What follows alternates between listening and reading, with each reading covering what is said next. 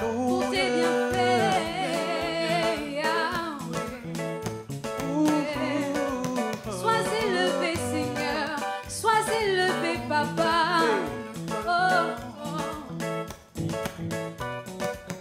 Alléluia. Alléluia. Au-dessus de ton nom. Au-dessus de son nom.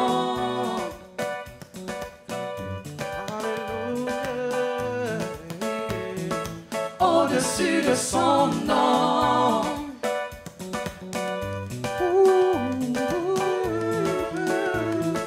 Au-dessus de son nom. Yeah. Au-dessus de son nom. Yes. Disons-le ensemble, les promesses de Dieu. Ah. Alléluia.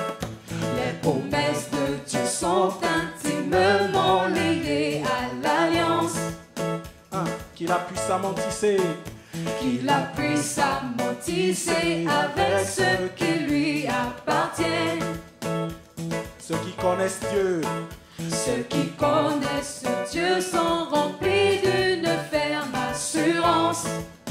Ah. Et qu'importe le temps. Et qu'importe le temps, sache-le, oui, cette parole est certaine. Les promesses de Dieu. Les promesses de Dieu sont intimement liées à l'alliance. Qu'il a puissamment tissé avec ceux qui lui appartiennent. Ceux qui connaissent Dieu sont remplis d'une ferme assurance. Et qu'importe le temps, sache-le, oui, cette parole est la sienne. Yes. Les promesses de Dieu sont intimement liées à l'alliance. Qu'il a puissamment tissé avec ceux qui lui appartiennent. Ceux qui connaissent Dieu sont remplis d'une ferme assurance. Et qu'importe le temps, sache-le, oui, cette parole est la sienne. Oh.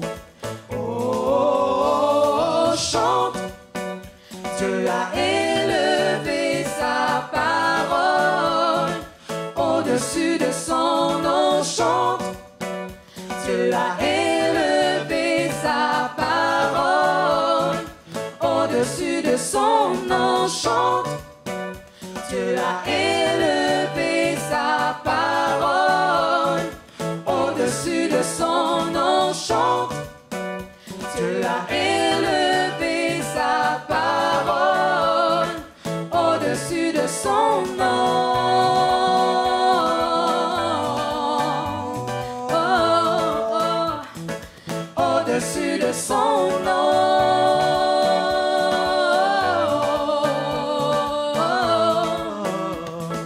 Au-dessus de son nom.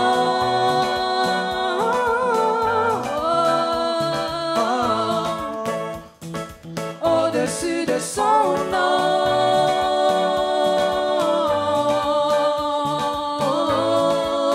Les promesses de Dieu. Les promesses de Dieu sont intimement liées à l'alliance. Qu'il a puissamment tissé avec ceux qui lui appartiennent. Ceux qui connaissent Dieu sont remplis d'une ferme assurance. Et qu'importe le temps, sache-le, oui, cette parole est la sienne. Les promesses de Dieu. Les promesses de Dieu sont intimement liées à l'alliance. Qu'il a puissamment tissé avec ceux qui lui appartiennent. Ceux qui connaissent Dieu sont remplis d'une ferme assurance. Et qu'importe le temps, sache sache-le, oui, cette parole est la sienne. Hey. Oh, chante, Dieu a élevé sa parole au-dessus de son nom, chante, Dieu a élevé sa parole au-dessus de son nom, chante, Dieu a élevé sa parole au-dessus de son nom, chante, Dieu a élevé sa parole au-dessus de son nom.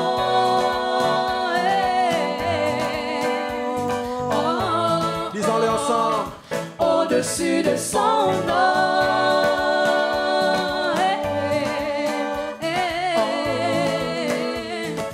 Au-dessus de son nom.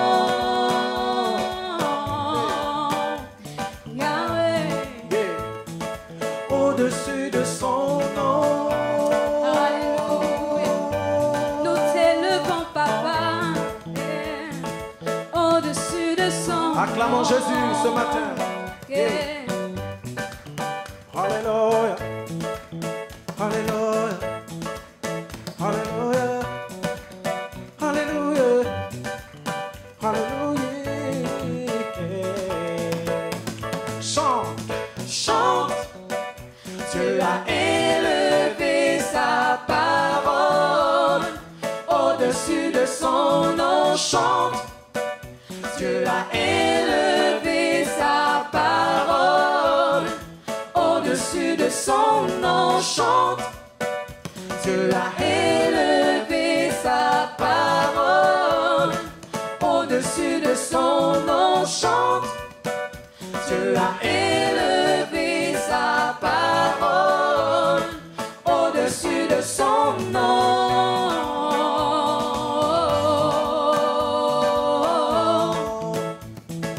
Au-dessus de son nom.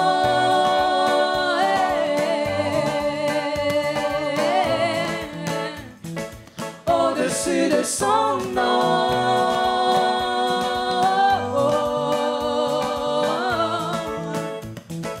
Au-dessus de son nom, Jésus, Hey. Jésus. Les promesses de Dieu, disons-le encore. Les promesses de Dieu sont intimement liées à l'alliance qu'il a puissamment tissée avec ceux qui lui appartiennent.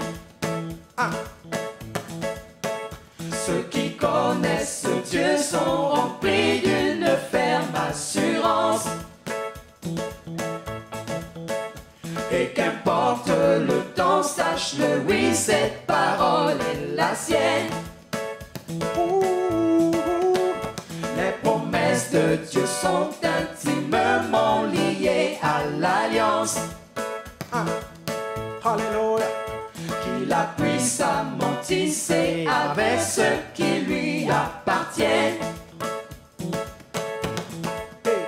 Ceux qui connaissent Dieu sont remplis d'une ferme assurance.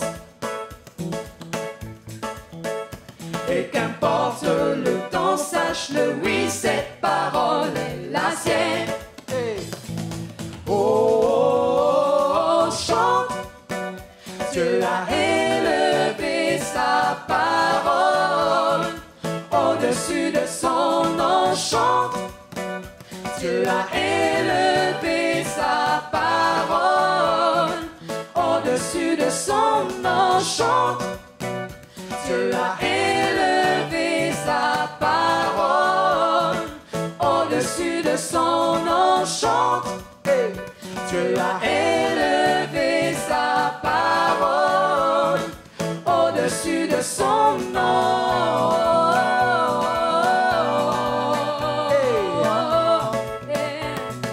Au-dessus de son nom, Jésus. Encore. Au-dessus de Son nom, son nom est Jésus. Yeah. Jésus, Jésus. Au-dessus de son nom.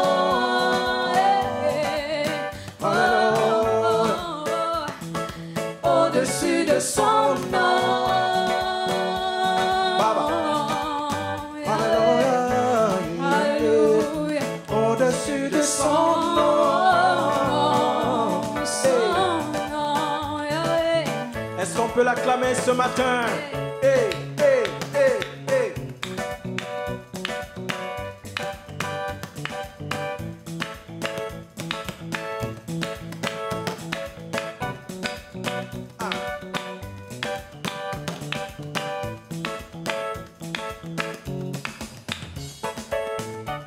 Jamais de défaite, jamais de défaite.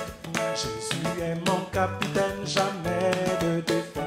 Jamais de défaite, jamais de défaite. Jésus est mon capitaine, jamais de défaite. Jamais de défaite, jamais de défaite. Jésus est mon capitaine, jamais de défaite. Jamais de défaite, Jamais de défaite. Jésus est mon capitaine, jamais de toujours la défaite. victoire. Toujours la victoire, toujours la victoire. Jésus est mon capitaine, toujours la victoire, toujours la victoire, toujours la victoire. Jésus est mon capitaine, toujours la victoire, toujours la victoire, toujours la victoire. Jésus est mon capitaine, toujours la victoire, toujours la victoire, toujours la victoire. Jésus est mon capitaine, toujours la victoire. Toujours dans la joie, toujours dans la joie. Alléluia, Avec Jésus notre Père, toujours dans la joie. alléluia. Toujours dans la joie, toujours dans la joie. Avec Jésus notre Père, toujours dans la joie, toujours dans la joie, toujours dans la joie. Avec Jésus notre Père, toujours dans la joie. Toujours de l'avant, toujours de l'avant. Avec Jésus notre Père, toujours de l'avant. Toujours de l'avant, toujours de l'avant. Avec Jésus notre Père, toujours de l'avant, toujours de l'avant, toujours de l'avant. Avec Jésus notre Père, toujours de l'avant.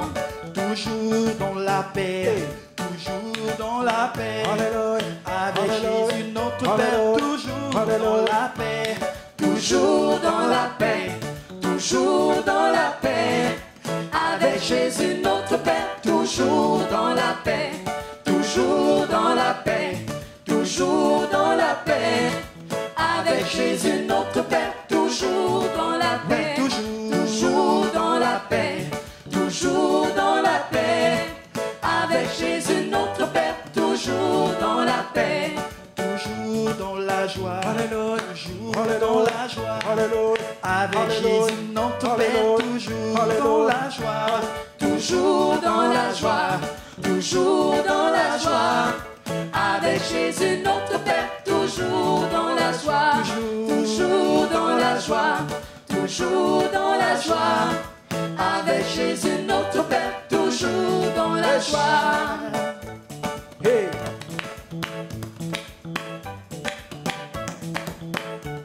Jamais de défaite, jamais de défaite. Jamais. Jésus est mon capitaine, jamais de défaite. Jamais de défaite, jamais de défaite. Jésus est mon capitaine, jamais de défaite, jamais de défaite, jamais de défaite. Jésus est mon capitaine, jamais de défaite, jamais de défaite, jamais de défaite. Jésus est mon capitaine, jamais de défaite, jamais de défaite, jamais de défaite. Jésus est mon capitaine, jamais de défaite.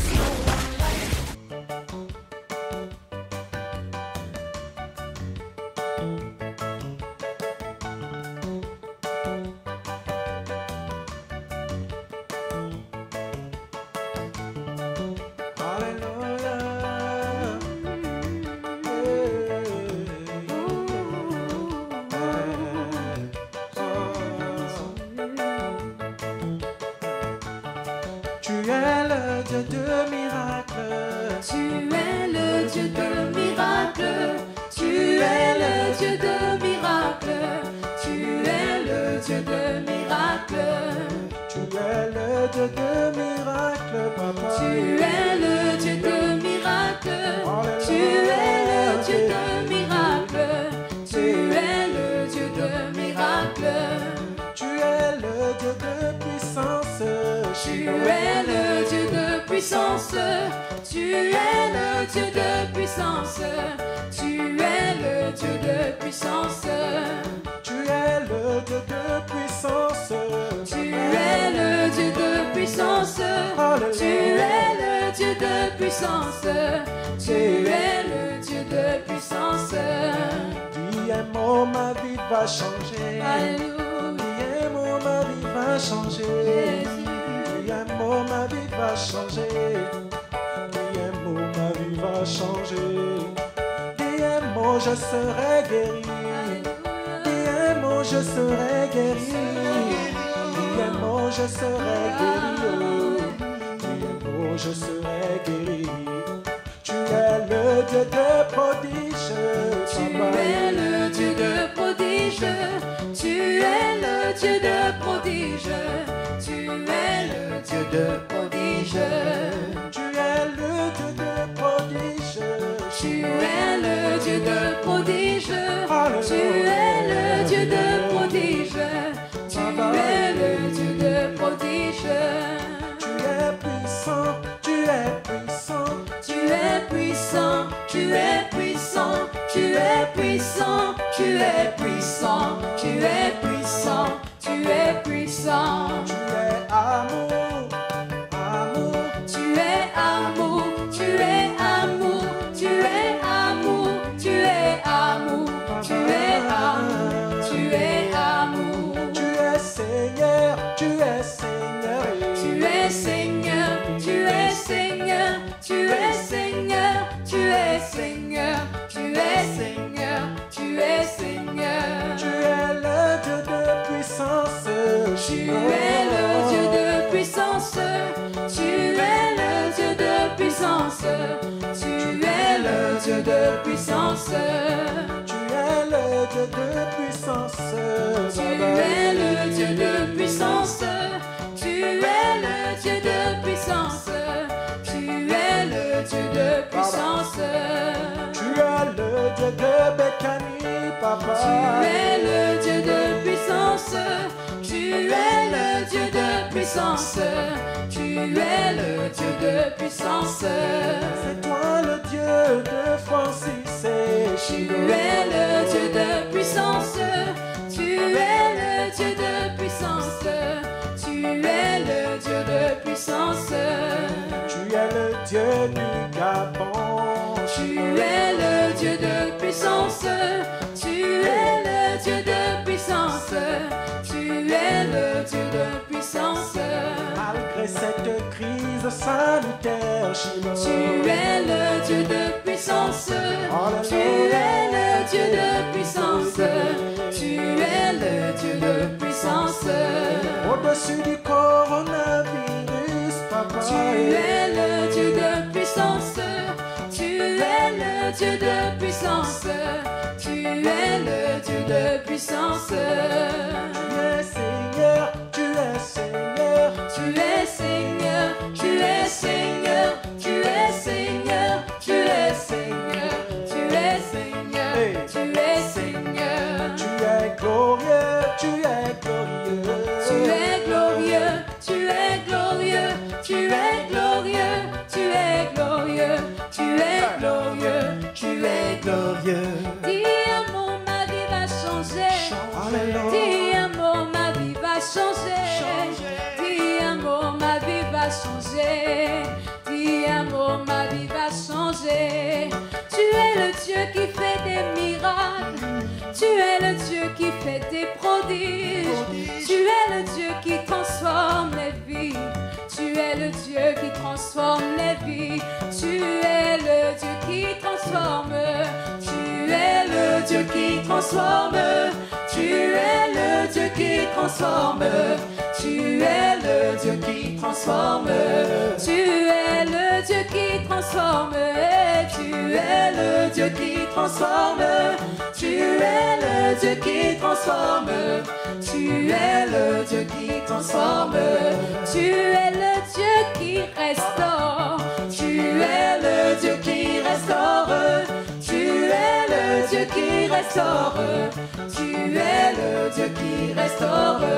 Tu es le Dieu qui restaure.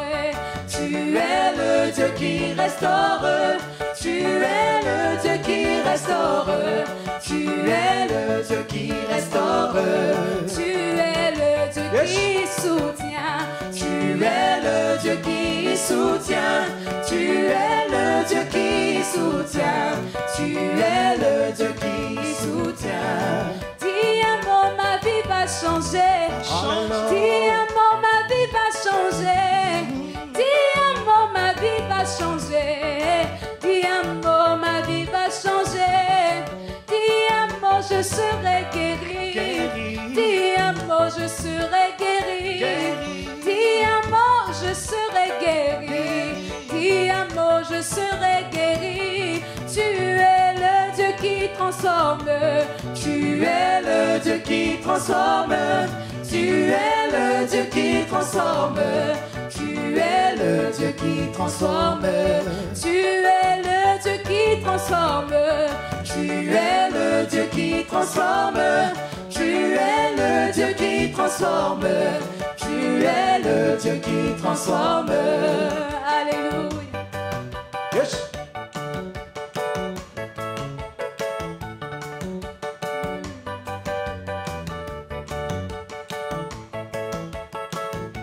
Oh, tu es roi Jésus-Christ, Fils de Dieu pour l'éternité. Tu es roi Jésus-Christ, Fils de Dieu pour l'éternité. Tu es roi Jésus-Christ, Fils de Dieu pour l'éternité. Tu es roi Jésus-Christ, Fils de Dieu pour l'éternité. Tu es roi Jésus-Christ, Fils de Dieu pour l'éternité. Tu es roi Jésus-Christ, Fils de Dieu pour l'éternité. Tu es roi Jésus-Christ, Fils de Dieu pour l'éternité. Tu es roi Jésus-Christ, Fils de Dieu pour l'éternité. Tu es roi Jésus-Christ, Fils de Dieu pour l'éternité. Tu es roi Jésus-Christ, Fils de Dieu Pour l'éternité. Oh, dans ma famille, tu es roi. Dans mes études, tu es roi. Dans ma famille, tu es roi. Dans mes études, tu es roi. Dans mon pays, tu es roi. Dans ma vie, tu es roi. Oh, dans ma vie, tu es roi. Tu es roi. Tu es roi. Dans ma vie, tu es roi. Dans ma famille, tu es roi. Dans mes études, tu es roi. Dans ma vie, tu es roi. Tu es roi. Tu es roi Jésus-Christ, Fils de Dieu pour l'éternité. Tu es roi Jésus-Christ, Fils de Dieu pour l'éternité. Oh, tu es roi Jésus-Christ, Fils de Dieu pour l'éternité.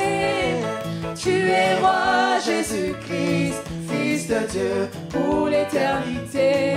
Alléluia. Eloa, prends-moi dans tes bras, je veux toujours demeurer dans ta présence. Eloa, prends-moi dans tes bras, je veux toujours demeurer dans ta présence. Eloa. Eloa, prends-moi dans tes bras, je veux toujours demeurer dans ta présence. Eloa, prends-moi dans tes bras, je veux toujours demeurer dans ta présence. Eloa, prends-moi dans tes bras, je veux toujours demeurer dans ta présence.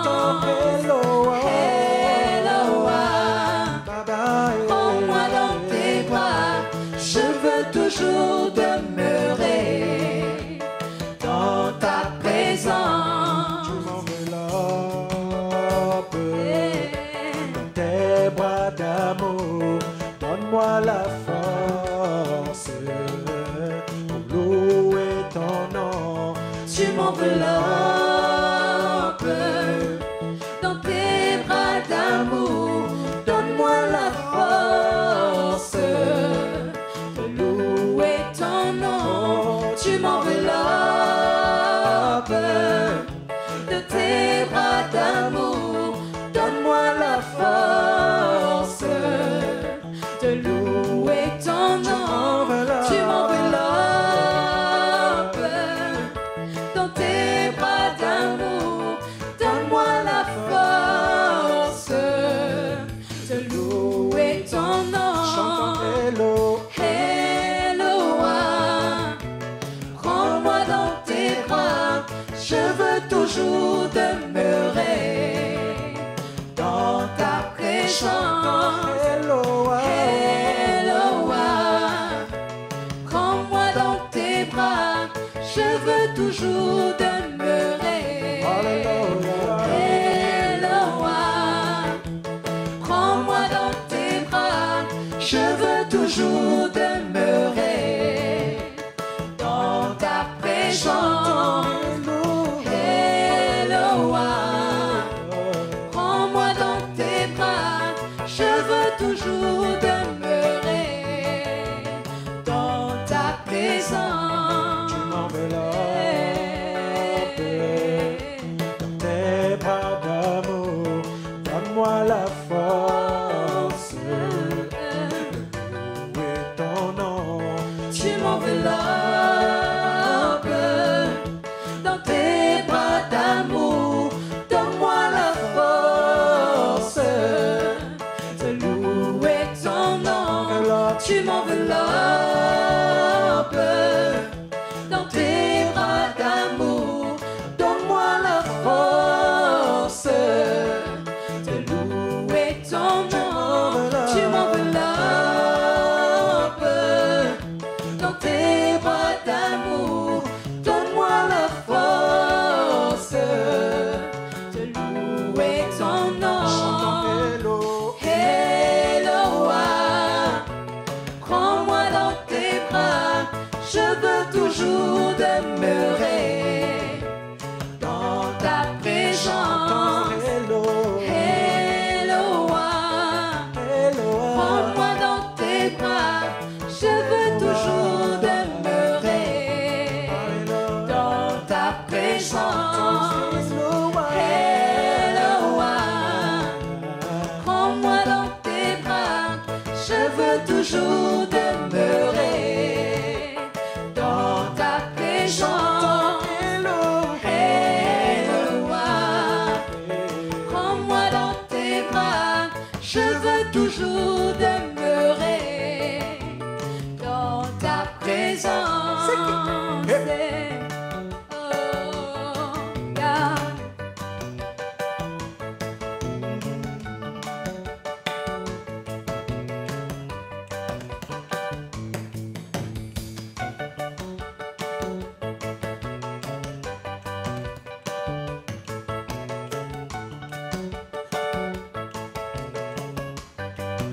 Chantons Eloa. Eloa, prends-moi dans tes bras. Je veux toujours demeurer dans ta présence. Eloa. Eloa, prends-moi dans tes bras. Je veux toujours demeurer dans ta présence. Eloa, prends-moi dans tes bras. Je veux toujours demeurer dans ta présence. Eloa, prends-moi dans tes bras. Je veux toujours demeurer dans ta présence. Eloa. Eloa, prends-moi dans tes bras. Je veux toujours demeurer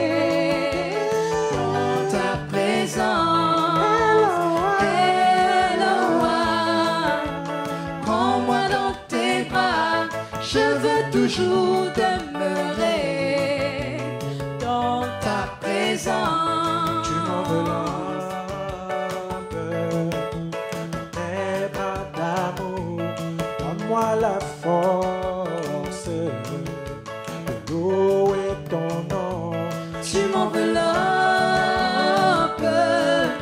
dans tes bras d'amour, donne-moi la force de louer ton nom.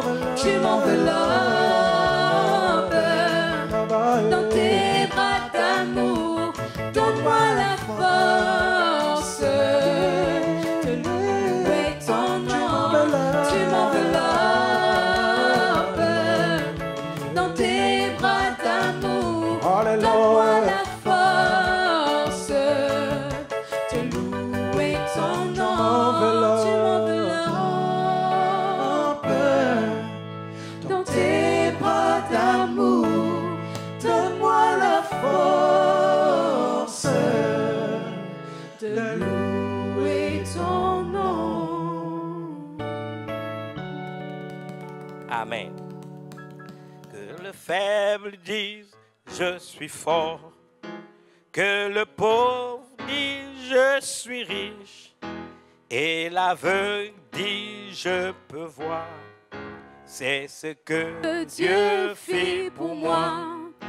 Que le faible dise, je suis fort. Que le pauvre dise, je suis riche. Que l'aveugle dise, je peux voir. C'est ce que Dieu fait pour moi. Hosanna, Hosanna, à l'agneau immolé. Hosanna, Hosanna, au Seigneur ressuscité. Hosanna, Hosanna, Hosanna, à l'agneau immolé. Hosanna, Hosanna, au Seigneur ressuscité. Je le fais.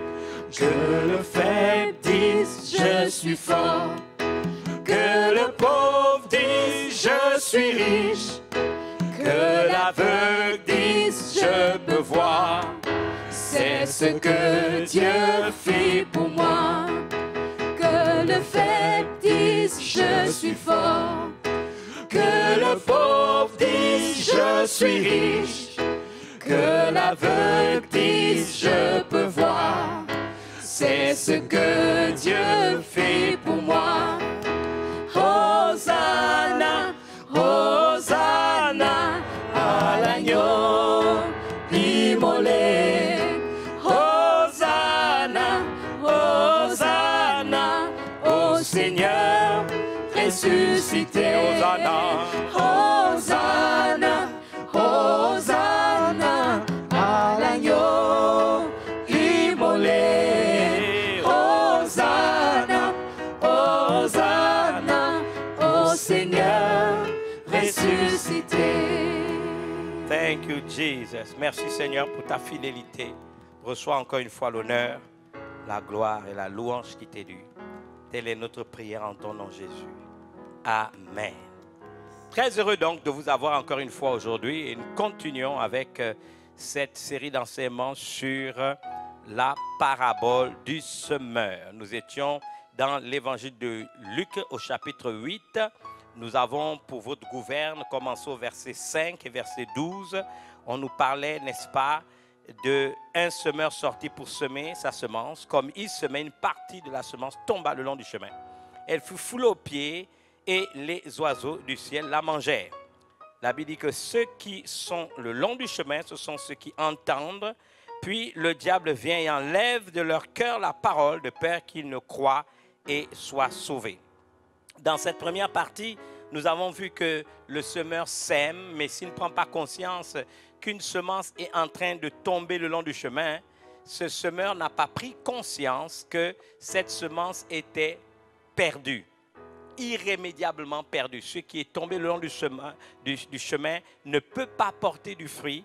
Et nous avons parlé, n'est-ce pas, de la superficialité. Nous avons parlé n'est-ce pas, de la légèreté. Nous avons parlé, n'est-ce pas, du fait que dans le cours, n'est-ce pas, de notre rapport à Dieu, il arrive que Dieu nous teste, il arrive que Dieu nous regarde. Nous devons être, n'est-ce pas, sérieux dans le travail que nous faisons. Vous savez que ce message est fait dans le grand ensemble de ce que j'ai appelé avoir une mentalité de laboureur. Nous devons être vigilants, n'est-ce pas, quant au fait de savoir que dans ce travail que nous sommes en train de faire, nous devons veiller à ce que la semence ne tombe pas le long du chemin. Si cette semence tombe le long du chemin, elle ne portera pas de fruits, elle sera, n'est-ce pas, préjudiciable, n'est-ce pas, au travail que nous sommes en train de faire. Et nous n'aurions pas, en fait, tout simplement fait ce que le Seigneur nous demande. J'ai ici pris la peine également de m'inspirer de Matthieu 13, où l'ennemi avait sémé l'ivraie à côté, n'est-ce pas, de la bonne herbe. Et vous devez savoir que l'ennemi de nos âmes existe. Le diable ne vient que pour dérober, égorger et détruire. La parole de Dieu est une semence de vie. Et cette semence de vie doit être bien plantée pour qu'elle puisse porter du fruit. Nous ne pouvons pas continuer à laisser les choses se faire comme, n'est-ce pas, il veut. Nous devons avoir conscience que dans notre cheminement chrétien, le diable existe. Je suis ou je fais partie de ceux qui pensent qu'il ne faut pas simplement avoir l'alibi du diable. Parce que l'alibi du diable, c'est accuser le diable pour tout et pour rien. Mais notre négligence, n'est-ce pas, sera profitable au diable. Je crois qu'il existe véritablement. Mais c'est notre négligence qui fera en sorte qu'il aura le dessus sur nous. Vous ne pouvez pas, dans ce qui concerne votre vie, vous permettre, n'est-ce pas, de laisser la semence tomber le long du chemin. La Bible déclare, le diable a peur. C'est ce que le texte nous a dit. Il a peur, c'est le mot qui est entendu, que cette parole soit entendue. Et il a peur que cette parole aille jusqu'au cœur. Et alors, qu'est-ce qu'il fait? Il préfère venir l'enlever pour nous empêcher de croire, pour que nous soyons sauvés. La Bible déclare que Dieu nous a destinés non à la perdition, mais au salut.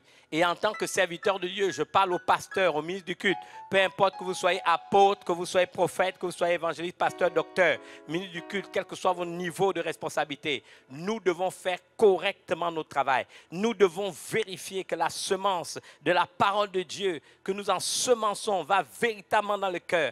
Elle doit être arrosée jusqu'à porter du fruit. C'est la raison pour laquelle je fais partie de ceux qui croient, n'est-ce pas, à cette mentalité du laboureur qui attend, n'est-ce pas, le précieux fruit de la terre, parce que nous devons donner de la valeur à notre travail. À nouveau, Dieu veut des serviteurs et des servantes de Dieu passionnés dans ce qu'ils font, qui sont disponibles, qui sont disposés, qui donnent de leur temps, qui donnent de leur énergie, qui donnent de leur intelligence, qui donnent de leur expertise, qui donnent de leurs moyens pour faire un bon travail. Un serviteur de Dieu qui honore Dieu est quelqu'un qui croit en ce qu'il fait. Et c'est des personnes qui attendent. Ils attendent le précieux fruit, n'est-ce pas, de la terre. Notre travail est un travail précieux parce qu'il s'agit de l'éternité des personnes. Nous ne gérons pas des poulets qui vont aller à l'abattoir. Nous gérons des âmes. Il s'agit de leur éternité. Alors nous devons faire le choix de faire un bon travail, d'être passionné. Un pasteur, c'est quelqu'un de passionné. Un pasteur, c'est quelqu'un de passionné. Vous savez, la Bible déclare que nous allons devoir rendre compte au souverain berger, n'est-ce pas, qui nous a confié ses âmes. Et alors, nous devons faire attention. Les graines, les semences de vie ne peuvent pas tomber à terre au point que ces semences de vie soient exposées à la vue des ennemis de nos âmes qui vont les prendre et alors elles ne porteront pas de fruits dans la vie de ceux et celles qui nous sont échus en partage. Ensuite, nous avons vu dans Luc 8, 6 et jusqu'au verset 13 qu'une autre tomba dans le roc. Quand elle fut levée, elle sécha parce qu'elle n'avait point d'humilité. Et on a vu que ceux qui est tombé sur le roc, ce sont ceux, n'est-ce pas, qui, lorsqu'ils entendent la parole, la reçoivent avec joie, mais ils n'ont point de racines. Ils ne croient que pour un temps et ils succombent au moment de la tentation. Et là encore, on a reparlé de la superficialité, de la légèreté dans la manière de travailler. Ce qui a été le plus frappant, c'est cette histoire que nous sommes partis chercher, n'est-ce pas, dans les évangiles. Et nous avons vu, n'est-ce pas, en ce qui concerne Marc chapitre 10, cet homme qui s'est jeté au-delà de ses mimiques, n'est-ce pas. On parle de ce jeune homme riche qui est allé vers Jésus Et il s'est agenouillé vers le Seigneur Jésus. Et il lui a dit, que dois-je faire pour avoir la vie éternelle? Et Jésus lui a dit, tu connais les commandements. Tu sais ce qu'il faut faire. Tu ne tues pas, tu ne mens pas, tu ne voles pas, tu ne commets pas d'adultère. Et cet homme a dit au Seigneur Jésus, moi, j'ai fait ces choses depuis ma jeunesse. Et Jésus sourit. Et Jésus l'aima. Pourquoi Jésus l'aimait? Parce qu'il n'a pas menti. Ce jeune homme, depuis sa jeunesse, avait appris, n'est-ce pas, à mettre en pratique la loi de Dieu dans sa vie. Et il est allé vers le Seigneur Jésus. Et il a dit au Seigneur Jésus, que dois-je faire pour avoir la vie éternelle? Il semble que pour ce jeune homme, son but c'était le ciel. Son but c'était la vie éternelle. Et le Seigneur Jésus lui a dit, écoute, mais il te manque encore quelque chose. Vous savez, avec le Seigneur Jésus, même dans notre perfection humaine, la Bible déclare qu'en ce qui le concerne, nous sommes dans Hébreux 4.4. Non seulement nous savons qui sont les cœurs et les reins, mais dans la Bible, il est clairement mentionné que tout est nu et découvert aux yeux de celui à qui nous devons rendre compte. Alors Jésus l'a regardé dans les blancs des yeux. Il lui a dit, il te manque encore quelque chose. Viens, va, vends tout ce que tu as, donne-le aux pauvres et tu auras un trésor dans le ciel. Va et vends tout ce que tu as, toutes tes expériences, tout ce que tu as fait depuis ta jeunesse. Certes, c'est une bonne chose, mais cela n'est pas suffisant. Puisque tu veux quelque chose de grand, comme est-ce que tu veux quelque chose qui a une valeur inestimable, incommensurable, va, vends tout ce que tu as, vends tes expériences, vends, n'est-ce pas, tes acquis, n'est-ce pas, vends toutes ces choses, va, vends-les, donne-les aux pauvres, et viens, suis-moi, et tu auras un trésor dans le ciel. Ce qui est choquant, ce jeune homme, qu'a-t-il fait? Il a tourné le dos à Jésus. Et pourtant, il voulait le ciel. Et Jésus lui a montré le chemin, n'est-ce pas, pour aller au ciel. Il a tourné le dos, n'est-ce pas? Et combien de croyants sont comme ça? Nous avons des acquis, nous avons des connaissances, nous avons des expériences. Et quand le Seigneur veut nous voir, n'est-ce pas, nous élever à un niveau un peu plus haut de notre spiritualité.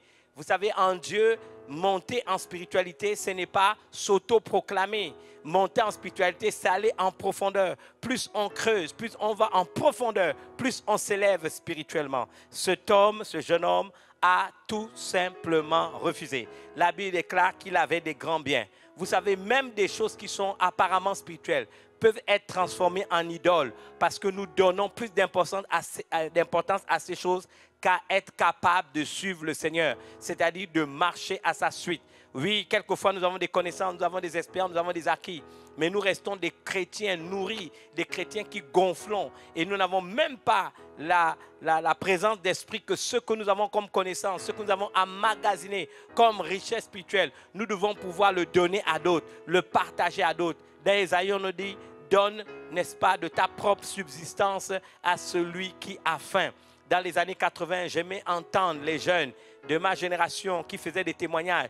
Dès que quelqu'un avait vécu une expérience avec le Seigneur, il venait la partager à l'église, dire ce qu'il avait vécu, ce qu'il avait vu le Seigneur faire. Dès que quelqu'un découvrait un passage biblique, il ne gardait pas ça pour lui. Il y avait une excitation à venir partager la révélation qu'on avait reçue. Et c'est comme ça qu'on a appris à croître spirituellement. Aujourd'hui, les gens sont devenus égoïstes. Les gens gardent leur expérience pour eux-mêmes. Des gens qui sont 20 ans, 30 ans, 40 ans dans le Seigneur et qui ne savent même pas parler de Jésus à quelqu'un. Incapable de parler de Jésus à son parent, incapable de parler de Jésus à son collègue de travail, incapable de parler de Jésus à son collègue de classe, incapable de parler de Jésus à son voisin. Nous sommes une femme, nous sommes chrétiens, nous aimons le Seigneur et nous voyons que la femme du voisin est une femme battue. Nous n'avons même pas le courage d'aller rendre visite à cette femme l'après-midi, lui donner des paroles d'encouragement, lui parler de Jésus et de dire que Dieu peut changer cette situation. Non, nous gardons notre Jésus pour nous. Notre Jésus est dans notre bouteille. Alors que la Bible déclare, Dieu a tellement aimé le monde qu'il a donné son Fils unique. Il n'a pas donné pour l'Église. Il a dit, il a donné son Fils unique, afin que quiconque croit en lui ne périsse point, mais qu'il ait la vie éternelle. Alors nous sommes devenus comme cet homme. Nous avons des grands biens spirituels, des grandes connaissances, des grandes révélations. Oh, Dieu seul sait combien de carnets, n'est-ce pas, de notes, de tous les séminaires. On a participé à ans de séminaire, on a toute cette connaissance, n'est-ce pas, qu'on a, n'est-ce pas, retranscrite dans nos livres, dans nos carnets. Combien de connaissances, combien d'espérances, combien de choses avons-nous emmagasinées? Nous sommes devenus tout simplement, nous ingurgitons, mais nous ne prenons pas la peine de pouvoir donner ce qu'on a appris à d'autres. Nos propres enfants, nous ne les éduquons pas. Alors que la Bible déclare, enseigne l'enfant dans la voie qu'il doit suivre, et quand il sera grand, il ne s'en détournera pas. Même nos propres enfants à la maison, nous sommes anciens d'église, nous sommes pasteurs, nous sommes serviteurs de Dieu, nous racontons tout ce que nous voulons raconter. Nous nous présentons devant les gens comme des grands hommes de Dieu, mais nous avons des enfants inconvertis, nous avons des parents inconvertis qui marchent sans escale tout droit vers l'enfer. Mes amis, il dit non, vends tout ce que tu as. Bien-aimé, avec Dieu, nous devons être capables à un moment donné de voir tous les acquis que nous avons et de nous dire, ces choses sont peut-être bonnes, ces choses je les ai acquises à part l'expérience pendant un grand nombre d'années, mais aujourd'hui, si je veux aller plus loin, je dois creuser en profondeur, je veux quelque chose de plus profond pour m'élever spirituellement, mais nous ne le voulons pas. Nous voulons le ciel, mais nous ne voulons pas payer le prix qui nous amènera dans le ciel. Et nous faisons exactement comme cet homme. Nous tournons le dos à Jésus. Nous lui tournons le dos. Et nous refusons de vendre ce que nous avons. Même le ministère peut devenir une idole. Même la prédication peut devenir une idole. Je sais de quoi je parle. Il y a de longues années, avant que je n'aille en France, et je bénis Dieu pour un de mes mentors, le mentor, Feu Sevaraj Raja, à Paris, avant que je n'aille là-bas, j'avais le sentiment que ma vie était arrêtée. J'avais expérimenté un certain nombre de choses. Nous avons vécu un réveil puissant. Mais ma relation avec Dieu battait de l'aile. Il dit, vends tout ce que tu as. Et il y a des prédicateurs qui doivent se repentir et qui doivent arrêter de prêcher et de prier pendant un temps pour retrouver une relation avec Dieu. Oh, il y a eu un temps dans ma vie où je lisais la Bible que pour prêcher aux autres. Je ne parle pas de choses que je n'ai pas vécues, je parle de choses que j'ai vécues. Je vous dis la vérité, l'odeur de la mort, je la sentais autour de moi. C'était la mort spirituelle. Oh, j'étais tellement riche en connaissances, tellement riche en beaucoup de choses. Aujourd'hui, j'ai encore beaucoup de joie à relire ma Bible. Pas plus tard que cette semaine, la semaine qui a commencé, qui s'achève, j'ai décidé de relire les 4 évangiles en même temps. Il m'arrive de m'amuser comme ça, de relire les 4 évangiles simplement pour moi-même. Mes amis, c'est sérieux ce que je suis en train de vous dire. Va, vends tout ce que tu as, donne aux pauvres. Le ministère peut devenir une idole. Si le ministère que Dieu m'a donné prend la place de Jésus, mon ministère est devenu une idole. Oh, en ces temps, nous voulons que les lieux de culte se rouvrent à nouveau. Bien-aimés, j'aimerais vous dire la vérité, nous voulons que les lieux de culte s'ouvrent à nouveau. Et c'est tout à fait légitime, nous avons à exercer nos activités ecclésiastiques et je crois que les églises vont s'ouvrir. Aucun homme ne peut empêcher l'église de s'ouvrir. Parce que Jésus a promis que les portes de l'enfer ne prévaudront point contre son église. Mais j'aimerais vous dire une chose, combien d'entre nous l'église est devenue une idole? Ce n'est pas Jésus qu'on aime, c'est revenir vivre la même vie, n'est-ce pas, qu'on a vécu. Venir dans l'église, sauter, chanter, danser. Est-ce que depuis tout ce temps, tu as appris à t'affermir? Tout ce temps du confinement, tout ce temps où tu n'as pas été à l'église, est-ce que tu as relu les messages de ton pasteur? Est-ce que tu as relu les passages? Est-ce que tu as réécouté les CD, revu les vidéos de tous les séminaires, de tous les enseignements qui ont été donnés? Est-ce que ta vie spirituelle dépend, n'est-ce pas, de l'église qui doit s'ouvrir et d'un pasteur qui va prêcher, ou pendant tout ce temps, tu t'es affermi dans les voies du Seigneur? Qu'avons-nous fait de nos vies? Je crains que quand nous allons reprendre nos activités, nous aurons une majorité de chrétiens rétrogrades. Et que beaucoup d'entre nous, pasteurs, nous aurons un grand travail à refaire. Parce que peut-être une bonne majorité sont devenus des chrétiens rétrogrades. Combien sont retombés dans le péché? Vous ne pourrez pas accuser le coronavirus. Vous ne pourrez pas accuser le confinement.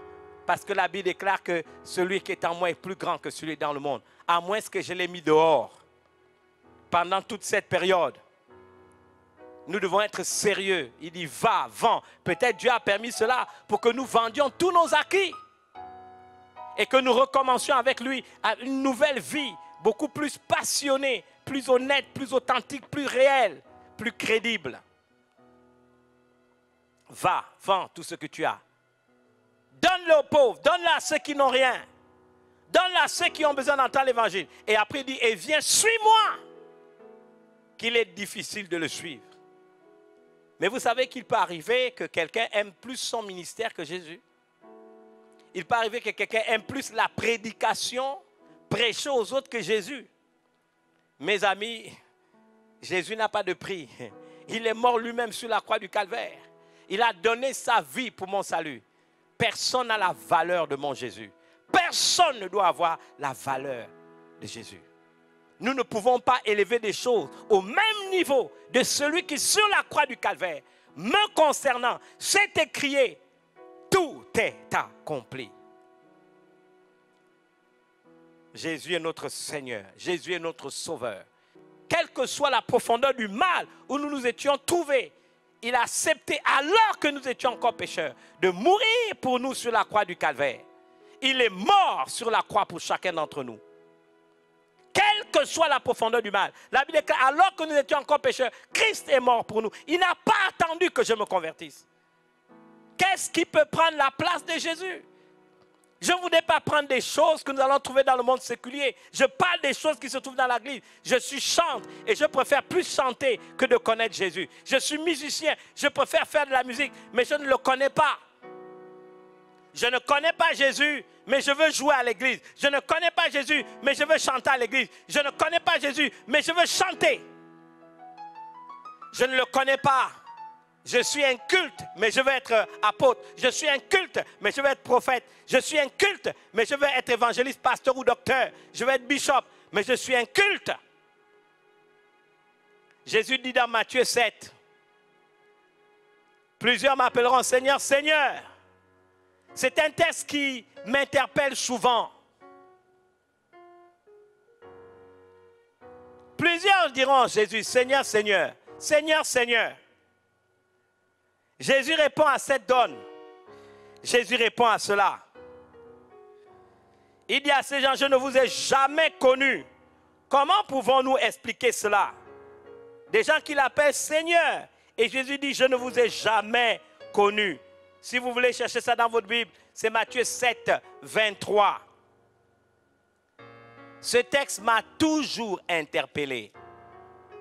On peut commencer à partir du verset 21. Ceux qui me disent, Seigneur, Seigneur, n'entreront pas tous dans le royaume des cieux, mais celui-là seul qui fait la volonté de mon Père qui est dans les cieux. Plusieurs me diront, en ce jour-là, Seigneur, Seigneur, n'avons-nous pas prophétisé par ton nom? N'avons-nous pas chassé des démons par ton nom? N'avons-nous pas fait beaucoup de miracles par ton nom? Alors je leur dirai ouvertement, je ne vous ai jamais connu. Retirez-vous de moi, vous qui commettez l'iniquité. Comment expliquer que des gens, n'est-ce pas, qui l'appellent Seigneur, qui ont prophétisé en son nom, qui ont chassé des démons en son nom, qui ont fait beaucoup de miracles en son nom. Jésus dit, retirez-vous de moi. Il le dit ouvertement, retirez-vous de moi. Il dit, je ne vous ai jamais connu. Donc des gens que Jésus n'a jamais connus peuvent prophétiser en son nom, peuvent chasser des démons en son nom, peuvent faire beaucoup de miracles en son nom. Donc on peut, n'est-ce pas, attester que ce ne sont pas ces choses qui prouvent qu'on le connaisse. Ce n'est pas ces choses qui prouvent qu'on le connaît. Comment expliquer que Jésus répond ouvertement à ces gens, je ne vous ai jamais connu. En d'autres termes, je ne vous ai jamais connu, vous n'êtes jamais rentré dans ma présence, je n'ai jamais eu une relation authentique avec vous. Je ne vous ai jamais vu agenouiller à mes pieds. Oui, vous avez utilisé mon nom et vous avez prophétisé. Vous avez utilisé mon nom et vous avez chassé des démons. Vous avez, n'est-ce pas, utilisé mon nom et vous avez fait beaucoup de miracles. En fait, ce n'est pas vous qui avez fait des miracles, c'est mon nom. Mais vous, en tant que personne, vous, en tant qu'individu, je ne vous ai jamais connu, dit le Seigneur. En fait, ce sont des idolâtres. Quand Jésus dit « je ne vous ai jamais connu », il ajoute « retirez-vous de moi » et il dit un mot « vous qui commettez l'iniquité ». Ça veut dire quoi? C'est quoi l'iniquité? L'iniquité, c'est d'avoir donné l'impression, ou n'est-ce pas, oui, l'impression de le connaître parce qu'on a utilisé son nom pour prophétiser, on a utilisé son nom pour chasser des démons, on a utilisé son nom pour faire beaucoup de miracles, mais on est un culte. On n'a pas de relation avec Dieu. Vous savez, on est dans la mouvance. Tout le monde veut être pasteur, tout le monde veut être prophète, tout le monde veut être apôtre, tout le monde. Mais est-ce que tu le connais? Et même si tu l'as connu dans le passé, ton ministère est-il devenu une idole? Est-ce que c'est ton ministère qui a remplacé ta relation avec Jésus? Est-ce que c'est ton ministère qui a remplacé Jésus? Comme aujourd'hui, l'église. Bien aimé, l'église, ce n'est pas Jésus. On peut fermer l'église, on peut ne pas l'ouvrir, mais cela ne m'empêche pas de l'adorer. Cela ne m'empêche pas de le louer. Cela ne m'empêche pas de prier. Il y a des choses que Dieu permet pour que nous retournons à l'essentiel. Est-ce que c'est l'église qui établit ma relation avec Dieu? Je n'ai pas dit que ce n'est pas important, mais d'où vient cette idolâtrie? La majorité des chrétiens de notre génération et même des ministres du culte entretiennent cette idolâtrie. C'est une idolâtrie que de donner à l'église la place de Jésus. Est-ce que ça m'a empêché de prier pendant 5 ou 6 mois? Est-ce que ça m'a empêché de lire la Bible pendant 5 ou 6 mois? Est-ce que ça m'a empêché d'établir une relation avec lui pendant 5 ou 6 mois? L'église. Oui, c'est légitime d'avoir les églises. Oui, c'est légitime de venir à l'église. Oui, c'est légitime d'adorer. Je vois quelquefois des messages. Oh, donnez-nous la permission. Oh non, ne nous empêchez pas d'adorer notre Dieu. Qui vous empêche de l'adorer? Vous permettez à des incirconcis de vous empêcher de l'adorer? Comment pouvez-vous donner à des hommes un pouvoir qu'ils n'ont pas? Comment sommes-nous arrivés? Et on se dit bishop, et on se dit apôtre, et on se dit prophète, et on se dit évangéliste, on se dit pasteur et docteur, on se dit tous les titres qu'on veut, et vous osez écrire, et tout le monde lit ça. Mais il y a des incirconcis qui se disent, ah, nous ne savions pas que nous avions un tel pouvoir. Moi, pendant 6 mois, je l'ai adoré. Pendant 6 mois, j'ai prié avec ma femme, avec mes enfants, à la maison. Nous avons organisé des cultes de maison. Nous avons prié, nous avons pris la Sainte Seine. Nous avons adoré le Seigneur, et nous continuons à le faire. Comment pouvons-nous nous plaindre en disant, on fait maintenant des trucs sur Internet, on met un grand sec, on met stop, ne nous interdisez pas d'avoir Dieu. Qui vous empêche d'adorer Dieu? Il dit, si 2 ou 3 sont réunis en mon nom, c'est ça? Je suis au milieu d'eux. Il dit, invoque-moi et je te répondrai. Je t'annoncerai des choses cachées que tu ne connais pas. Il a dit, invoque-moi, peu importe. Je peux l'invoquer aux toilettes, je peux l'invoquer à la douche, je peux l'invoquer dans la voiture, je peux l'invoquer, peu importe l'endroit, je peux l'invoquer. Il dit, je te répondrai. C'est par l'affirmative qu'il me répond. Et il dit dans sa parole, je ne suis pas un homme pour mentir, ni le fils de l'homme pour se repentir. Ce que je dis, je le fais exactement comme je le dis. Qui t'empêche de l'adorer? Parce que l'église est devenue l'idole. Les cultes que nous organisons, ce sont des idoles. Nous voulons des rassemblements, mais des rassemblements de personnes incultes, rassemblements de chrétiens rétrogrades, rassemblements de chrétiens charnels. Je le dis encore une fois, moi-même je souhaite et je sais, je l'affirme ici, que personne ne peut empêcher l'église de s'ouvrir. Donc je ne voudrais pas faire un procès d'intention sur des gens qui n'ont pas l'autorité d'empêcher les gens de prier. Je vous pose la question, tous ces temps, est-ce que tu pries? On a organisé des jours, 3 jours de jeûne de prière, 3 jours de jeûne de prière. Prions.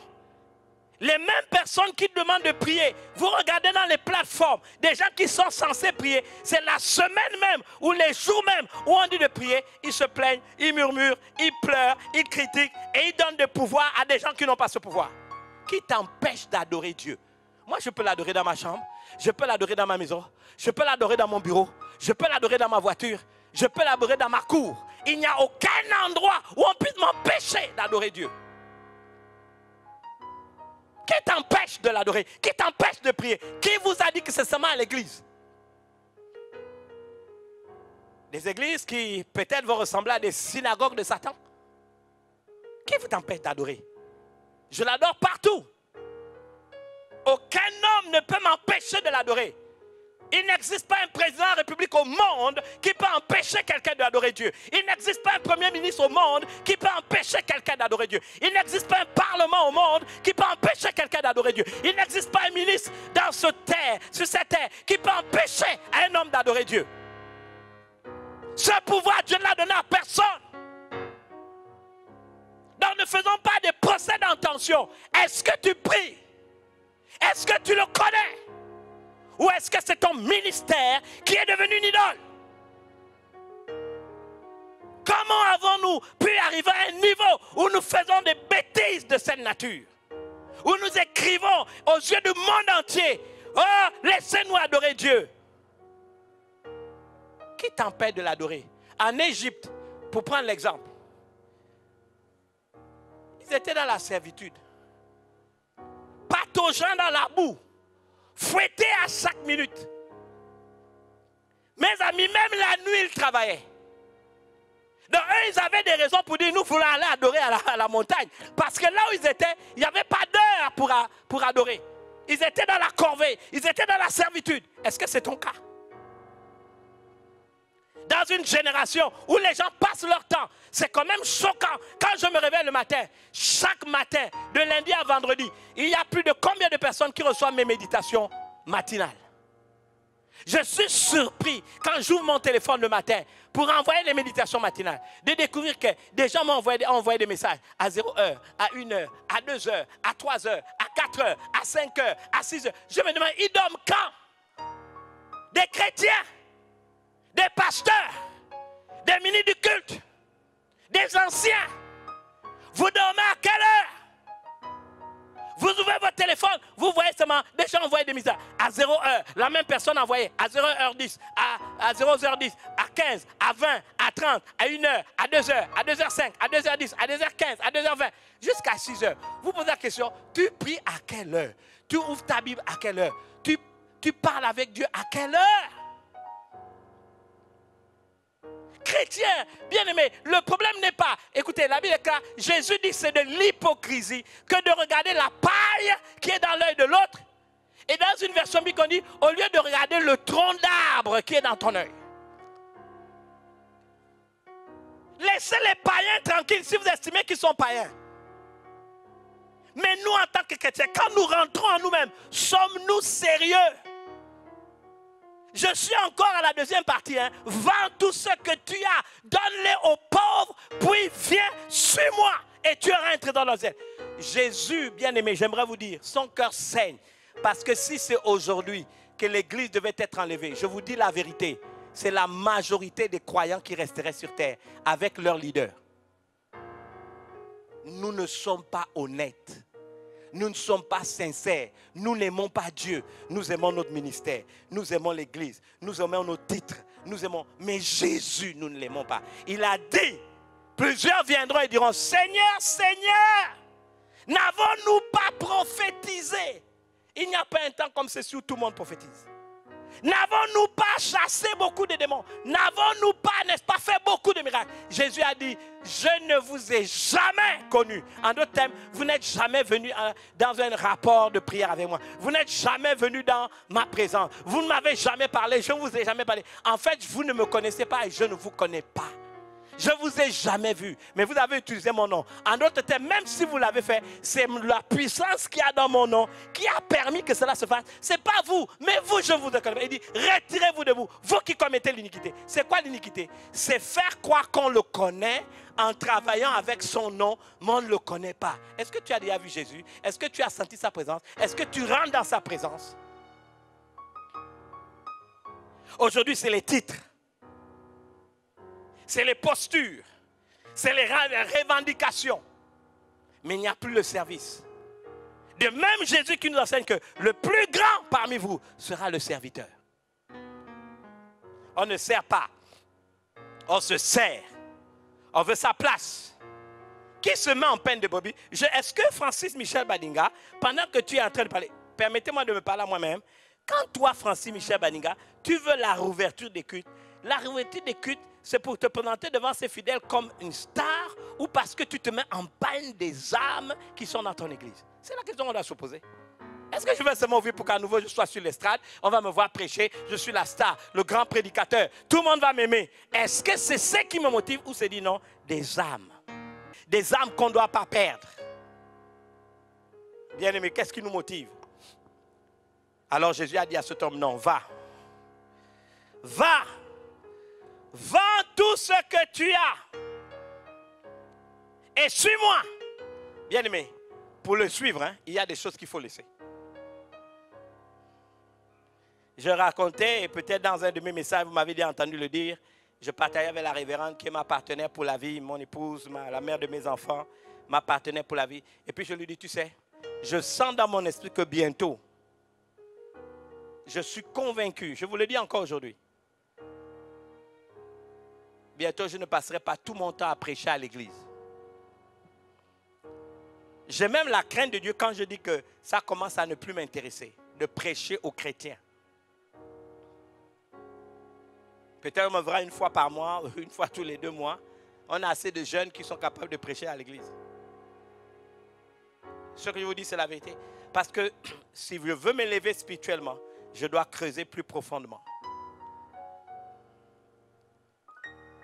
Va. Vends tout. Est-ce que, Seigneur, je suis prêt à vendre tout ce que je sais, tout ce que je vis, tout ce que j'ai expérimenté? Est-ce que tout? Il peut même me demander de vendre mon titre. Vends ta posture, vends ton truc. Révérend, vends ça. Théologien, vends ça. Ta connaissance, vends ça. Et dit, puis, viens et suis-moi. Bien aimé, pour le suivre, il y a des bagages. Tu dois faire, comme dit la révérende scolastique, te désencombrer. Même si c'est bon, parce que lui, il a plus d'importance, tu dois le laisser. S'il m'était dit, ne prêche plus, suis-moi, je suis prêt à le faire. Et tu es prêt à le faire? N'aie plus de titre ecclésiastique. Deviens un simple homme et suis-moi, je suis prêt à le faire. Réfléchissons.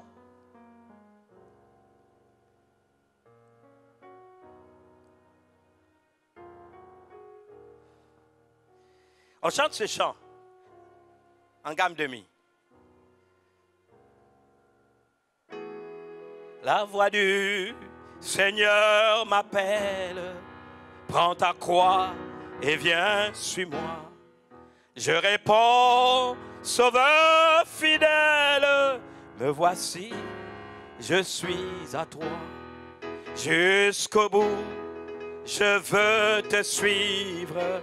Dans les bons, les mauvais jours, à toi pour mourir et vivre, à toi Jésus pour toujours.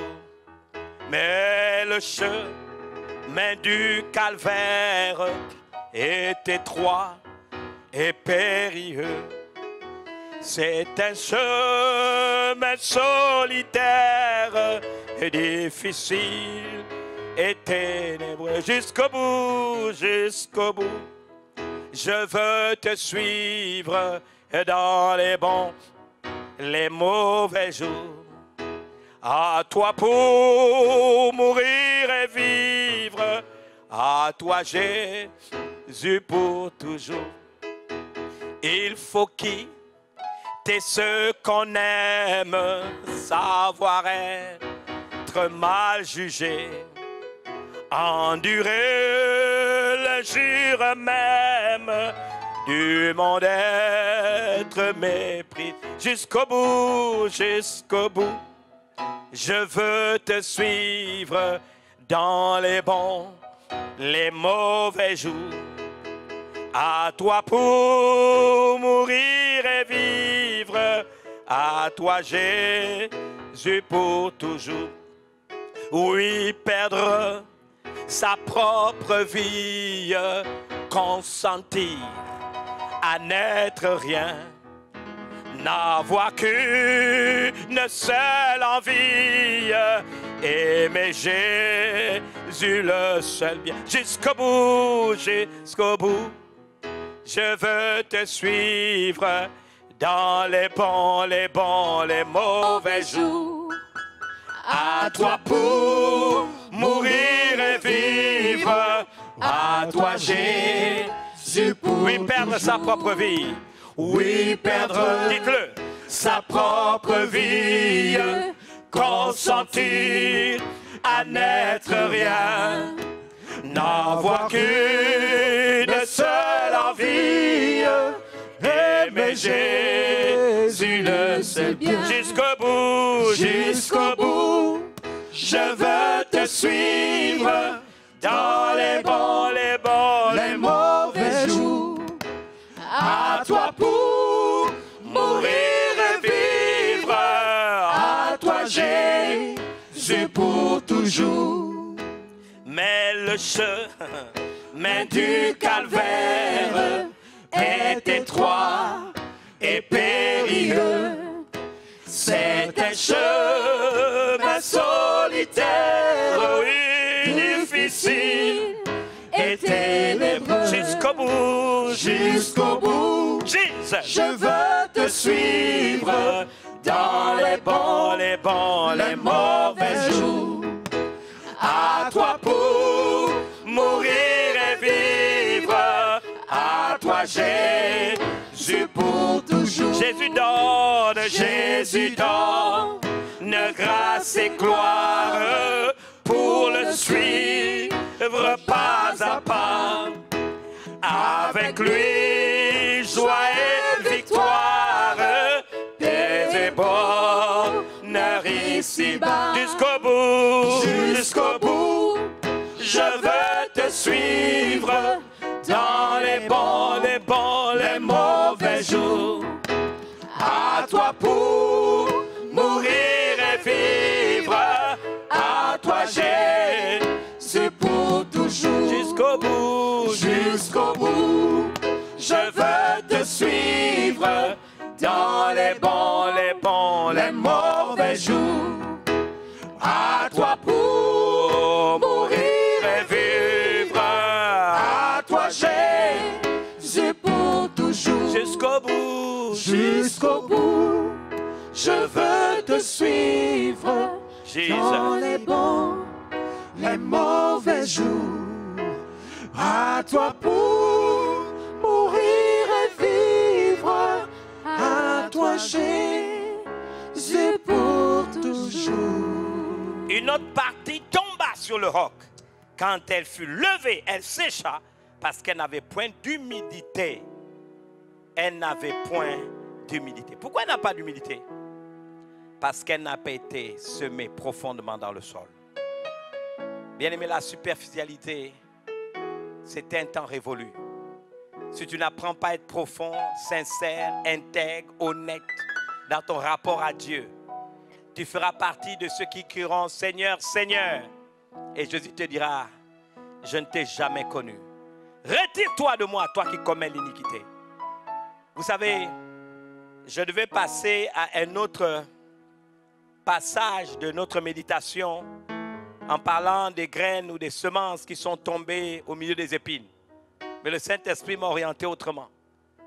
On parlera de ça peut-être prochainement, mais j'aimerais vous dire en toute honnêteté que ce que je vous dis aujourd'hui doit faire en sorte que vous et moi, nous nous mettions en question.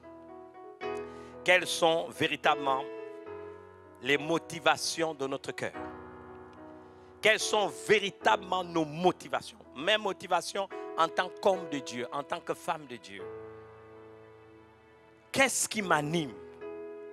Qu'est-ce qui peut expliquer ce manque de consécration qui se généralise? Où des hommes d'église deviennent des activistes, où des pasteurs ne sont plus des bergers, où nous n'avons plus à cœur de réaliser que ces âmes-là, Jésus a payé de sa vie pour que nous puissions les suivre. Qu'est-ce qui explique la haine, la méchanceté? Qu'est-ce qui explique la violence verbale? Qu'est-ce qui explique qu'aujourd'hui quelqu'un peut être vu comme un inculte? Qu'est-ce qui explique cela? Est-ce que le coronavirus, la COVID-19, cette pandémie n'a fait que révéler ce qui était caché et la vraie nature des hommes et des femmes de Dieu que nous sommes, la vraie nature des fidèles que nous avons dans nos églises, la vraie nature des collaborateurs, collaboratrices que nous avons dans nos églises, la vraie nature des gens que nous avons enseignés pendant de longues années. Je termine avec un texte. Que Dieu nous vienne en aide. Et je veux prier. Je veux prier. Et que Dieu nous vienne en aide. Que Dieu nous vienne en aide. Dans 1 Corinthiens, gardez ce texte à cœur. Chapitre 11, à partir du verset 31. Si nous nous jugions nous-mêmes, nous ne serions pas jugés.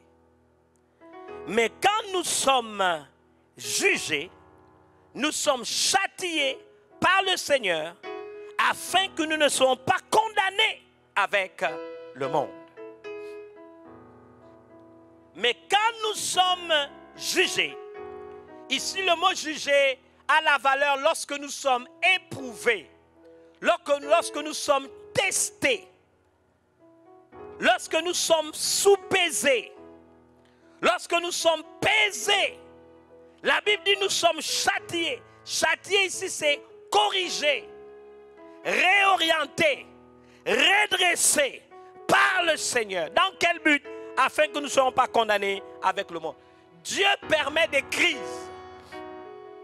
Dieu permet des événements comme ceci pour faire en sorte que nos yeux s'ouvrent sur nos réelles conditions spirituelles. Dieu permet pour que nous voyons tels que nous sommes.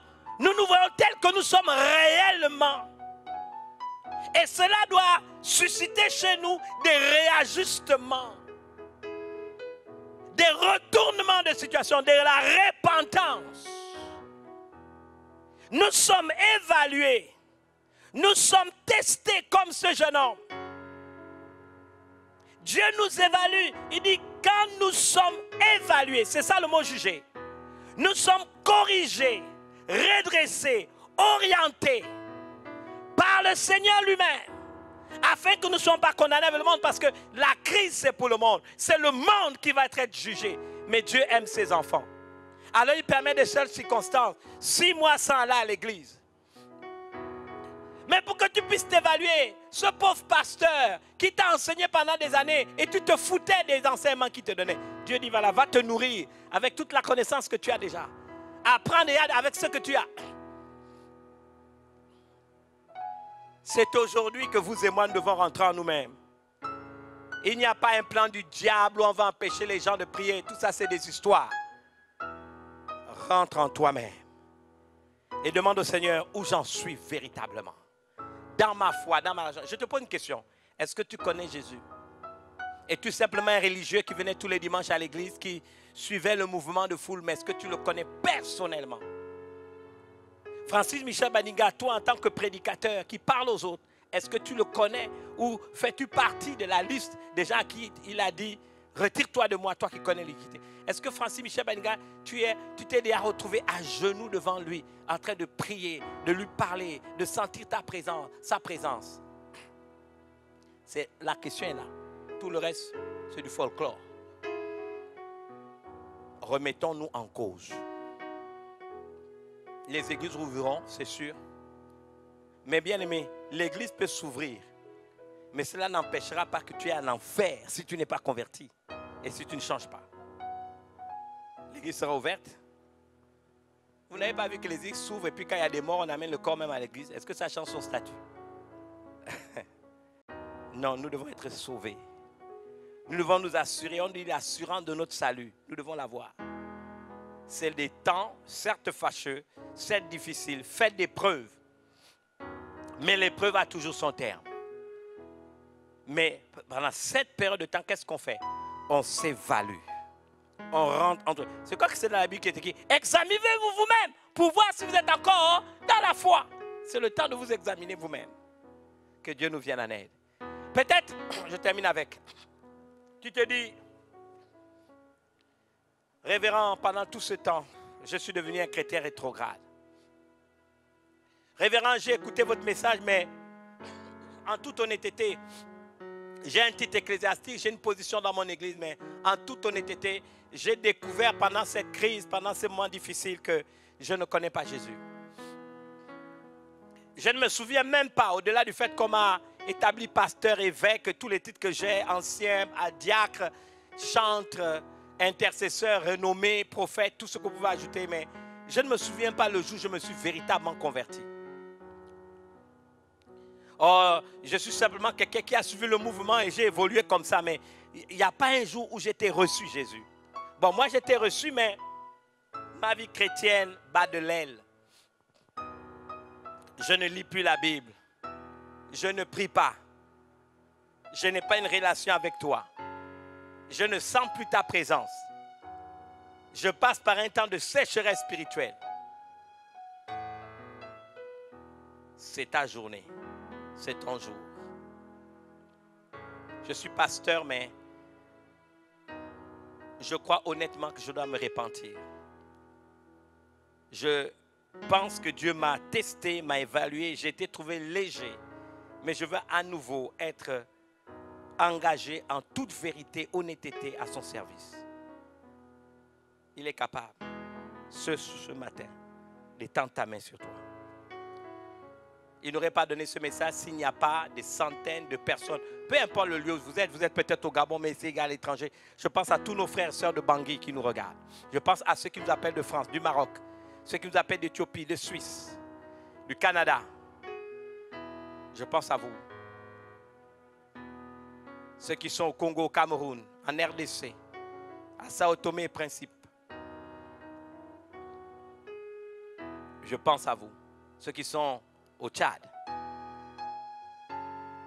ceux qui sont au Mali, ceux qui sont au Sénégal. Nous avons plusieurs frères que je salue ce matin, du Sénégal.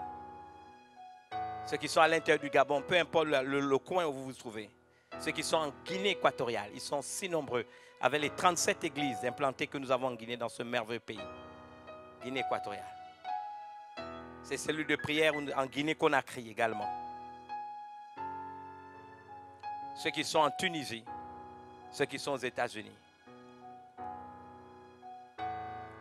ceux qui sont en Afrique, peu importe le lieu,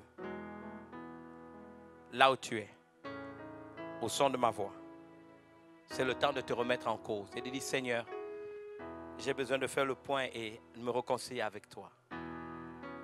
Je voudrais que tu puisses intégrer que ces moments difficiles ont été nécessaires. Dieu les a utilisés pour nous évaluer, nous juger, nous tester, nous corriger, nous réorienter pour que nous ne soyons pas condamnés. C'est le monde qui sera condamné. Dans le programme divin, c'est le monde qui va être condamné. Ce ne sont pas ses enfants, ce n'est pas l'Église. Mais il permet des moments d'épreuve pour que nous puissions tout simplement réaliser à quel niveau nous nous trouvons réellement dans notre relation avec lui. Alors je te demande de chanter ce cantique avec moi et de faire la prière qui va suivre. Peut-être toi tu n'as jamais reçu Jésus, mais tu as entendu ce message. Profite de l'occasion pour te réconcilier avec lui, parce que ta situation, elle est aussi grave si tu n'as pas Jésus dans ta vie. Venez au Sauveur qui nous aime. Venez, il a brisé vos chaînes. Il veut vous recevoir lui-même. Ses bras vous sont ouverts. Oh, quel beau jour! Oh, quel beau jour! Sauveur fidèle, quand nous appuyons sur ton bras, dans la demeure paternelle, nous porterons nos pas. Venez pécheurs, il vous appelle. Venez pécheurs, il vous appelle. Le bonheur est dans son amour. Adonnez-lui. Adonnez-lui votre cœur rebelle. Donnez-le lui sans retour. Oh, quel beau jour! Oh, quel beau jour! Sauveur fidèle, quand nous appuyons sur ton bras, dans la demeure paternelle, nous porterons nos pas. Le temps s'enfuit, l'heure s'écoule. Qui sait si tu vivras demain? Jésus est ici dans ta maison. À toi de saisir sa main. Oh, quel beau jour! Oh, quel beau jour! Sauveur fidèle, quand nous appuyons sur ton bras, dans la demeure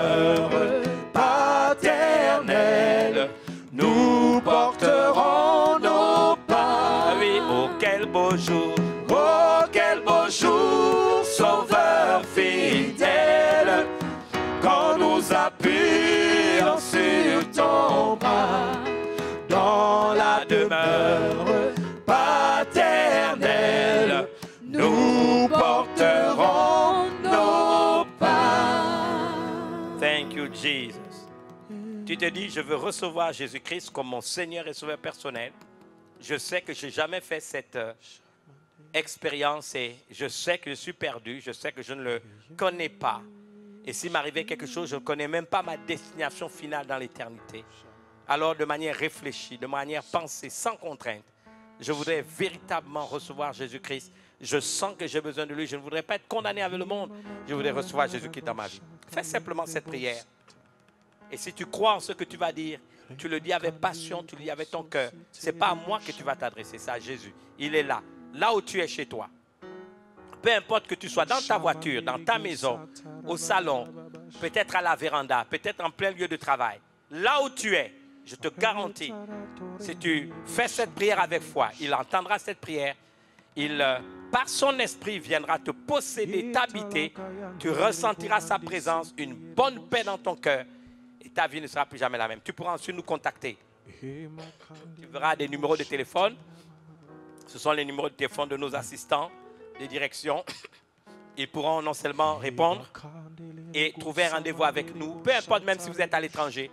Nous pourrons prier avec vous au téléphone. Nous pourrons parler avec vous, vous orienter vers des pasteurs que nous avons dans toutes les nations du monde. Et vous serez bénis. Vous allez grandir dans la foi, croître dans la connaissance de Dieu.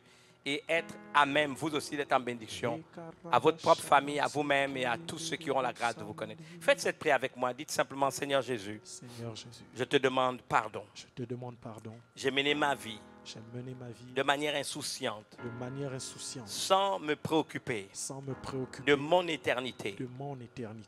S'il arrivait que je meure, je ne connais même pas ma destinée ou la destination finale.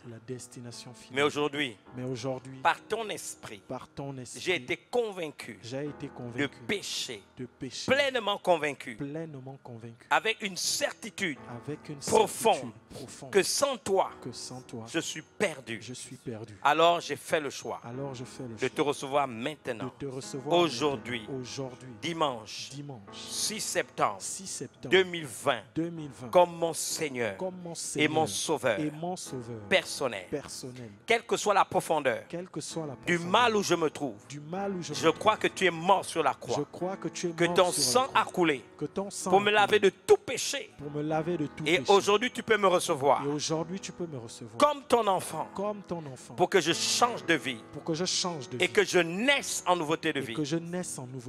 Tu dis dans ta parole, si quelqu'un est en Christ, il devient une nouvelle création.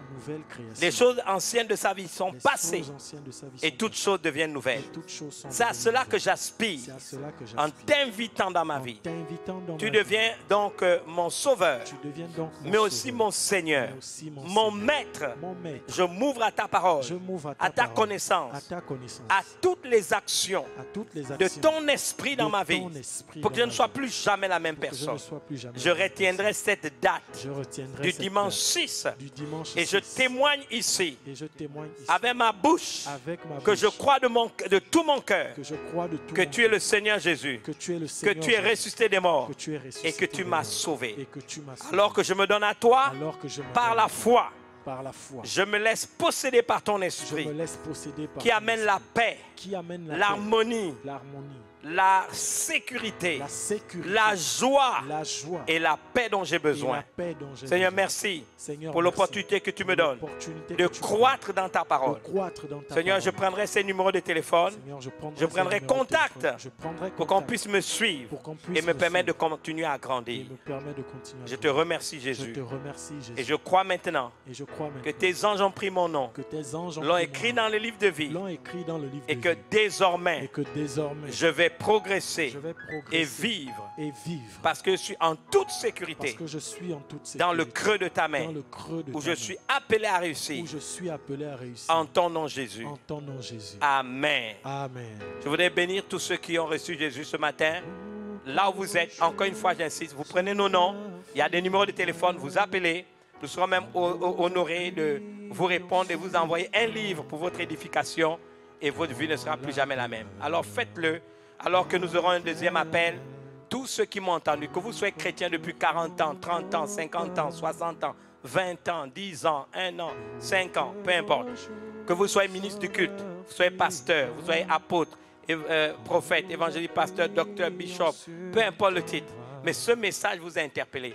Vous vous êtes rendu compte que vous voulez vous élever spirituellement, mais on a dit qu'il faut que nous creusons encore plus bas. Nous allons encore en profondeur. C'est en allant en profondeur que nous nous élevons. Vous avez remarqué que le Seigneur Jésus a dit à ces gens, plusieurs viendront et diront, Seigneur, Seigneur, n'avons-nous pas, n'est-ce pas, prophétisé en ton nom? N'avons-nous pas chassé des démons en ton nom? N'avons-nous pas fait beaucoup de miracles? Et Jésus a répondu, retirez-vous de moi, je ne vous connais pas, je ne vous ai jamais connu, vous qui commettez l'iniquité. Vous savez, la deuxième partie de cet enseignement sur la parabole du semeur indique tout simplement la nécessité pour nous de ne pas être superficiel. Je redis encore, cette crise, Dieu l'a permis pour nous permettre de nous évaluer, de nous examiner nous-mêmes, pour voir où nous en sommes véritablement et réajuster des choses. Peu importe que je sois apôtre, peu importe que je sois prophète, pasteur, évangéliste, pasteur, docteur, bishop, peu importe. Que j'ai une grande assemblée, une grande église. Face à Jésus, je n'ai rien à lui cacher. Et si tu es dans ce cas où tu as besoin de revenir à l'essentiel, peut-être ton ministère est devenu ton idole, le fait de prêcher est devenu ton idole, l'église est devenue ton idole, redonne à Jésus la place qui lui revient dans ta vie et sers-le avec intégrité. Apprends à le connaître. Et c'est valable pour tous les enfants de Dieu, pour tous ceux qui m'écoutent. Cette épreuve-là est une épreuve ultime. Nous devons passer le test. Nous tous, qui que nous soyons, nous avons quelque chose à nous reprocher, quelque chose à changer alors que nous tenons devant lui. Alors faites cette prière avec moi. Seigneur Jésus. Seigneur Jésus. Je me tiens devant toi. Je me tiens devant toi. J'ai appris à travers cette deuxième dimension de la parabole du semeur, que tu nous testes, tu nous évalues, tu permets des crises, des événements fâcheux. Seigneur, pour que nous puissions être nous-mêmes, évaluer, tester, que nous nous examinons nous-mêmes, pour voir si nous sommes encore dans la foi, que nous ne soyons pas des hommes et des femmes, simplement agrippés sur nos acquis, sur ce que nous croyons être, peu importe que ce soit l'appel qui est attaché à nos vies, le titre ecclésiastique que nous portons, la grandeur de l'église ou du ministère que nous administrons. La problématique, est-ce que je te connais? Est-ce que j'ai une relation avec toi? Est-ce que tu as toujours la première place? Seigneur, c'est ça la problématique. Alors je me tiens devant toi, humblement, pour te demander pardon. Sincèrement pardon. Si mon ministère est devenu une idole, ma capacité de parler, de prêcher, mon attitude, mes revendications, les actes que je pose, Seigneur, même l'église, si c'est devenu une idole, je te demande sincèrement pardon. Je veux d'abord te connaître, rétablir une connexion avec toi. Seigneur, ton nom peut tout faire, puisque c'est le nom que tu as élevé, au-dessus de tout nom qui peut être nommé, non seulement dans le siècle présent, mais dans le siècle à venir. On peut parler en ton nom, on peut prophétiser en ton nom, on peut chasser des démons en ton nom, on peut faire beaucoup de miracles, mais sans te connaître. Tu appelles cela une iniquité. Je m'en répands. Seigneur, c'est toi que je veux connaître. C'est toi qui es l'objet de mon adoration, de ma dévotion. C'est à toi que je veux donner la première place. Seigneur, si ce n'était plus ainsi, que revenir à l'église était plus important que toi. Prêcher, plus important que toi. Avoir un titre ecclésiastique, plus important que toi. Je m'en répands. De manière sincère. Chanter, faire de la musique, jouer mon rôle dans l'église. Seigneur, si ces choses t'ont remplacé remplacé dans mon cœur. Je m'en répands. Je m'en répands. Et je change Et d'attitude. je change d'attitude. Je me réconcilie avec Je toi. me réconcilie avec Je veux toi. chercher ta présence. Je veux chercher ta Ta présence. douce présence. Ta douce Je veux présence. à nouveau Je entendre veux ta voix. à À nouveau te connaître. À nouveau te À connaître. nouveau, Seigneur. À nouveau, Seigneur. Librement rentrer. Librement Dans le rentrer sanctuaire. dans le Pour sanctuaire. être secouru. Pour être Dans secouru. tous mes besoins. Dans tous mes Au besoins. moment opportun. Au moment opportun. Seigneur, Seigneur, je me répands. je me répands. Comme Asaph. Comme Asaph. J'ai manifesté. J'ai manifesté Du mécontentement. du mécontentement. J'ai été grossier. J'ai été grossier. J'ai été méchant. J'ai été méchant. Seigneur, j'ai été violent. Seigneur, j'ai été violent. Dans mes paroles. Dans mes Dans paroles. mes analyses. Dans mes analyses. J'ai même envié les païens. J'ai même envié les païens. Mais Seigneur, Seigneur, si je rentre dans ta présence, si je rentre dans ta comme présence, Asaph l'a comme expérimenté, Asaph l'a expérimenté, dans le psaume 73, dans le psaume 73, alors la difficulté, alors la ne sera difficulté plus grande. ne sera plus grande. Parce que je vais me rendre compte, Parce que je vais me rendre compte, Seigneur, Seigneur, que moi tu me testes, Seigneur, que moi tu me tu testes, m'évalues, tu m'évalues, pour que je m'examine, pour que je m'examine, afin que je ne sois pas condamné afin que je ne sois pas avec condamné le monde. avec le monde. Dieu vivant d'Israël, Dieu vivant d'Israël, c'est toi que je recherche. c'est toi que je recherche. Jésus, Jésus, je te donne la je première te place. donne la première Et je place. te remercie Je te remercie d'avoir ouvert mes yeux d'avoir ouvert mes à yeux cette réalité. à cette réalité. Plus que jamais, Plus que jamais, je m'accrocherai à toi. je m'accrocherai Tu à seras toi. ma Tu priorité, seras ma priorité, des priorités des priorités pour la seule gloire pour la seule unique gloire de ton nom, de Jésus. ton nom, Jésus. Amen. Amen. Jésus, mon bien-aimé, tout mon trésor, tu m'as donné ton amour et ta vie. De tout mon cœur, je t'aime et je t'adore. Et tout mon être te loue. Allez, allez, alléluia. Allez, allez, allez. Alléluia. Alléluia. Agneau de Dieu, digne Seigneur. Alléluia. Alléluia. Alléluia. Mon âme te loue, oh Seigneur. Jésus, Jésus, mon bien-aimé, tout mon trésor. Tu m'as donné ton amour et ta vie. De tout mon cœur, je t'aime et je t'adore. Et tout mon être te loue. Allez, allez, allez. Alléluia. Alléluia. Alléluia. Agneau de Dieu. Oh oui. Digne Seigneur. Alléluia. Alléluia. Mon âme te loue, oh Seigneur. Allez, allez, allez. Alléluia. Que Dieu vous bénisse. Nous nous retrouvons tout à l'heure Alléluia. au deuxième service. Agneau de Dieu. Gabon Télévision. Digne Seigneur. Canal 320 à partir de 13h30. Alléluia. Soyez bénis au nom de Jésus. Mon âme te loue, oh Seigneur. Jésus, Jésus, mon bien-aimé, tout mon trésor, tu m'as donné ton amour et ta vie. De tout mon cœur, je t'aime et je t'adore. Et tout mon être te loue. Alléluia, Alléluia, agneau de Dieu, digne au Seigneur. Alléluia, Alléluia, mon âme te loue, oh Seigneur. Reçois mon